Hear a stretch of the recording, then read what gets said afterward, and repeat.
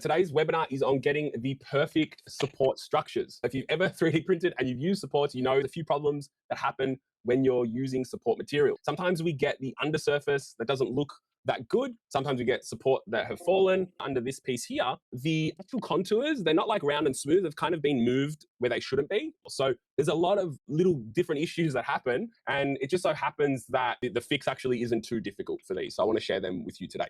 So today I'm going to show you why your supports fail, how to completely fix it, and then what doesn't work. So firstly, the theory. When you're printing with no gap, so here, the two support layers are printing with zero gap there, we create a chemical bond. So there is enough heat at the nozzle and it stays there for enough time to actually melt one layer to another, okay? So we create a chemical bond. That bond, to break it, you have to actually break those chemical bonds that you formed. So if that was my support interface, I would have to tear it away from the surface. I'm going to get a really bad surface finish, right? So this little Z offset, what it actually does is it gives it just enough space to allow a little bit of cooling and not too much pressure between those two layers of plastic. And what that does is that instead of it being a chemical bond, there might be a tiny bit of chemical bonding, there will be more physical bonding. And what the point of this is that we just have bonding because we have these two cooled layers of plastic that have kind of got a little texture on them and they're kind of sitting on each other. And because of that, that bond is breakable and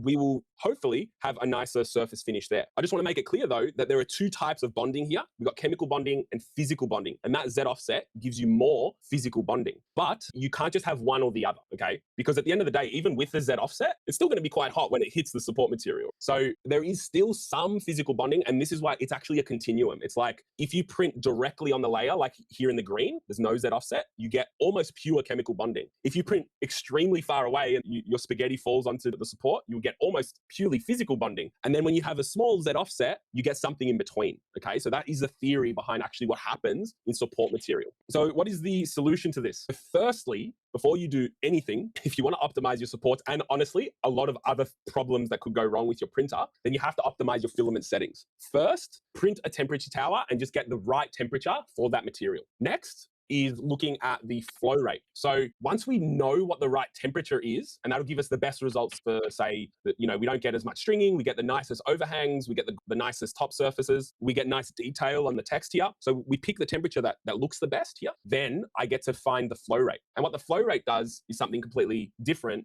to the temperature. It's going to be looking at how much material do we actually push out. Then the actual nozzle moves at a certain speed. So time is a factor here as well. And that's why you have to calibrate your flow dynamics. Now, the lucky thing for everyone really is that this gets done automatically. So if you don't turn this off, it should be already done. But if you are finding that you're getting some weird buildup of material, especially like when it goes into a corner or when it changes direction, when the nozzle changes direction, then you might need to check your flow dynamics there. So the flow rate and flow dynamics, I'll show you guys later in this video, but you can do this through Bamboo Studio. It's actually quite easy. And the temperature tower, you can do it as well. I'll show you the setup for that. And then retraction. So this is if you've done all the other ones and you are printing heaps of parts and you have heaps of starting and stopping. And the reason that you have to dial in your retraction is because if you've optimized everything, but then you go and print 1,000 little tiny things on the bed and we've got heaps of starting and stopping, your flow rates are all going to change. So you have to make sure that your retraction is dialed in as well. Why do we do all this, right? The reason is that because you want to get the right amount of material extruded, the right amount of plastic coming out at the right time, and it cools in the right place. That's why we do all of those optimizations. So if you're thinking to yourself, Tony, could you just make it even easier than that? Like I know it's 4 calibrations, but I really can't be bothered. I've got all these different filament, whatever, right? The easiest way to go about this then is to just buy filament that already has settings. Like optimized settings, someone that's already done this, right? So for Filiform, for example, if I go into here, I just gone into the website, gone to downloads, you can see that you can download the profile for it. Now, Bamboo Filament is the same. If you go and buy Bamboo Filament in the slice, it already has optimized settings. So you at least get 80, 90% of the way there. It's going to give you most of these optimizations I was talking about. Let's say you've optimized all your settings, you've got the right settings, and you're still getting yuck supports. That could happen for 2 main reasons, okay? The support could be hard to remove, and if it's really stuck on there, you can see this part here, it's got these like little fins of support that are across, and you can see that they're basically welded to the actual part. So if they're really hard to remove, you need to increase the top Z distance. That distance that we said between the support and the part needs to increase slightly. And then on the other side of it, we could have the underside that is moving too much. So you can see the actual lines are kind of like being dragged and like pushed and moved where they shouldn't be. right? And that means the support isn't supportive enough, right? It's not close enough to it. It's allowing that plastic of the part to move. And what we need to do is decrease the top Z distance, right? And by default, this is set to 0.2 millimeters, say for like PLA on like a standard profile in Bamboo Studio, right? That is the default. Usually we're going to go between 0.2 and 0.3 millimeters. So it's quite a fine amount of distance. 0.2 millimeters is really thin, right? But that makes a difference between those two things that we said, the two ways that you can bond. Chemical bonding, which is more on the left here. You can see that it's too close. It's actually, the support is chemically bonded to the part, or not enough, where it's just physically bonded, but it's not giving it enough support on the right. You can see that there, okay? So the Z distance, that's what we have to tune, okay? The other main problem that you can have is that the branches or the actual support could fall over. And this could happen in two ways. It could fall over from the branch of the support. So what we have to do in this case is increase the branch diameter. And what that actually looks like is this. So the actual branches, these little tiny fins that you can see my mouse hovering over now, they can snap off. So we need to increase the branch diameter. This is the default, what you get in Bamboo Studio again with just normal tree auto supports. And what you want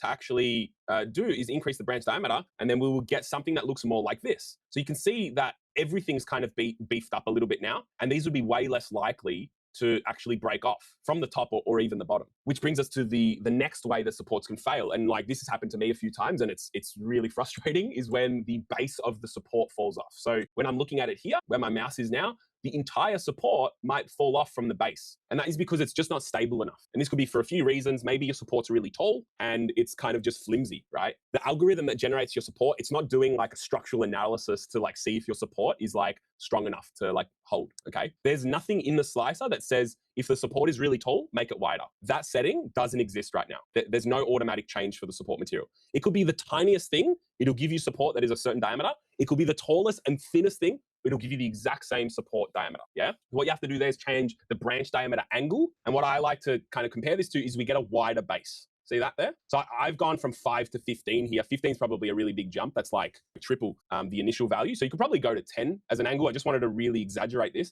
You can see it's got a wider base now. It's more like a pyramid. So it's going to be able to like stay and hold its place much better. So that'll make it way less likely for that support to fall, okay? And if you're thinking, wow, that would use a lot more material, it would use some more material for sure. If you had to reprint that part once, then you've already like wasted that material anyway, right? So sometimes with support material, I know like it is technically a waste. You're not going to use it in your final part, but it's also a waste if you don't use it and then you have to reprint your part. That's kind of the way I look at it anyway. Okay, then you could have supports that still fall over, right? And that is when you want to change the actual tree type itself. So the tree can actually change from this is the default, which kind of has these thin branches that they keep dividing, right? And they get thinner and thinner. We can change this to a strong, so from default tree to strong tree, and see how it starts to merge them all together. This is probably my favorite way of like creating strong supports that are tall, because you create one piece. It's actually really easy to clean up because it's all connected as well. So like, especially if it's external, you can just really easily grab it,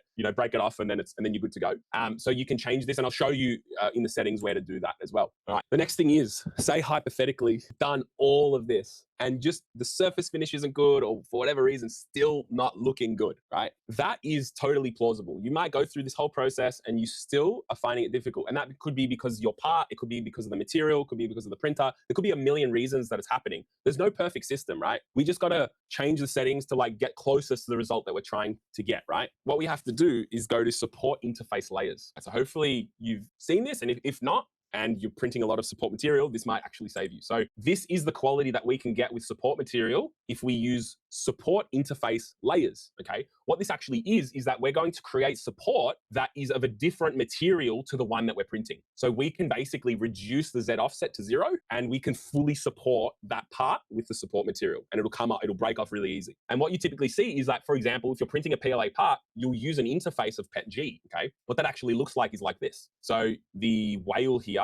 is printed in PLA, and then this white is printed in PETG, which it won't bond to the PLA. Like it just doesn't bond that well to the PLA. It'll create a small physical bond, but it won't create a chemical bond, right? Because of just material science. We don't need to get into it. But those two materials don't, at the temperature, at the printing temperature, they won't chemically fuse to each other that well. So you can do it if you've got a PLA part and PETG interface. You can also do it the other way around. If you've got a PETG part and a PLA interface. And you can even use interface layers for even higher grade materials. There are support interface materials for like ASA and ABS and stuff like that. So this is how we would do it if you tried everything and it still doesn't work, or you just want to make sure you get the best quality, right? If you're just really nitpicky. So what you have to do to set this up is you have 2 filaments set in Bamboo Studio or your slicer, and you have to enable, so instead of support raft interface being on default, you've got to enable it and tell it, hey, the support interface, I want it to be this material. So I'm saying I want it to be PETG in this case. And then the top Z distance, this is the important one to change. Like, so if people use this, they often don't change this. But if you're using a support interface, then really you should be able to print with a Z top distance of 0 or a really, really small value. But it should be basically close to 0. I mean, it's already close to 0.2, but you want something very close to 0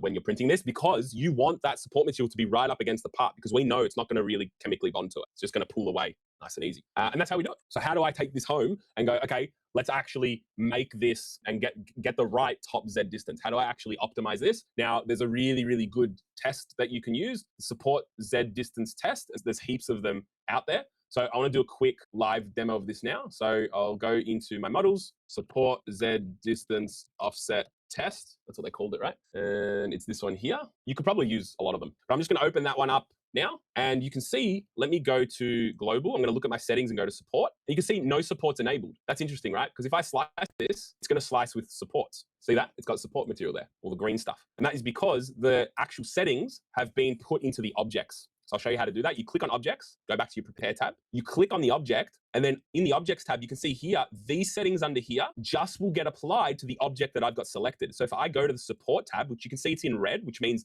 a setting has changed from the default. So by default, like I showed you just before, support wasn't enabled. But here, when I click on this part, support is enabled there. And if I scroll further down, top Z distance is set to 0.3. And you can see on my model here, it says 0.3 there, like the text has been changed. And then if I click on this one, 0.275, and scroll down, 0.275 is my top Z distance. So that is what I'm going to do to test between 0.2 and 0.3. What we don't want to change is it's fusing too much. I'm going to reduce the temperature, because that is going to change everything that we do in that print. Okay. It was kind of like when we optimize our bridge settings, we don't change the temperature either, because when we do that, we are just going to affect like the flow rate that we get. We're going to affect the flow dynamics and the flow rate, the actual amount of material that we push out. So that is something that we don't change. So just to go back, to actually optimize these filament settings, temperature tower, flow rate, flow dynamics, retraction, it's really easy. So temperature tower, you're just going to go and look for a temperature tower in here, temperature tower. You also can get the code from our school community. If you just type in temperature tower, I've got one of these codes with the custom code that changes the temperature already in there. Once you get the right temperature, you go to your flow rate. Now in Bamboo Studio, you go to calibration here. That's the flow rate here. And then flow dynamics is the timing issue. So this usually gets done automatically when you go and start a print. So you usually don't have to worry about it. And then for your retraction, you can print a lot of different models for this. This is a really popular one we use at 3D Printer Gear. So if you can print this without getting stringing, your retractions are dialed in, because you've got like all these different changes and not a lot of printing, which means most of the model is actually retracting. So now if you've done all of that, then you can be sure that you've got the right material settings. And then we can go through like, hey, like, are we getting supports that are sticking too much or not enough? And then we can change the top Z distance to be suitable. So if you optimize your filament setting and you optimize the top Z distance with that material, with that printer, most of the time you're going to be having really, really nice results. Thank you for hanging out. If you want to learn more, you can learn more at our school community. It's free to join. You can post whatever you like. We've got weekly Q&As and heaps of different sessions to help you learn all things 3D printing. We've got free courses as well as paid courses in this one as well. So you can learn all different types of things. I love it that we got to hang out today. Thank you for hanging out with me. Go and print the future. And as always, any questions? Cheers, guys.